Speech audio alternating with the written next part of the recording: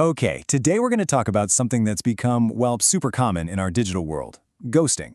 It's a word we all know, and a lot of us have probably been through it. But what's really going on there? Let's get into it. I mean, you know the feeling, right? One minute, you're chatting away, maybe making plans, and the next, just nothing. Total radio silence. That last message you sent just sits there, unanswered. It's weird, it hurts, and yeah, there's a name for it. So let's be super clear on what we're talking about. Ghosting isn't just when things kind of fizzle out. Nope. This is about a sudden, total stop. All communication just ends. And that complete withdrawal, without any explanation, is really the key part. And that leads us to the big question, doesn't it? What is going on inside the head of someone who ghosts? Why just vanish instead of sending a quick text saying, "Hey, this isn't working out"? Well, it turns out the reasons are a little more complicated than you might think. All right, so check out this breakdown because it's really revealing. The number one reason, by a long shot, 55%, is just plain old conflict avoidance. It's not always about being mean. A lot of the time, the person thinks disappearing is somehow easier or maybe even nicer than having an awkward conversation.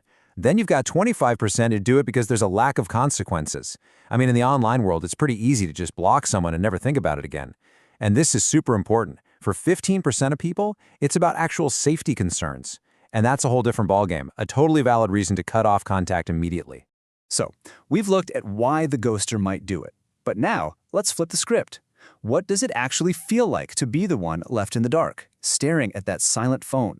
And this right here, this is the absolute heart of it. You know, most of us can actually handle rejection. We can deal with a no. What's so brutal about being ghosted is the not knowing, the ambiguity. Your mind just spins, right? You start questioning everything you said or did. That silence creates a void that even a painful, direct no would have actually filled. So you see this huge disconnect. The ghoster often thinks, oh, I'm doing the nice thing here. I'm sparing their feelings. But the reality for the person being ghosted, that so-called kindness feels anything but. It feels confusing and honestly pretty disrespectful.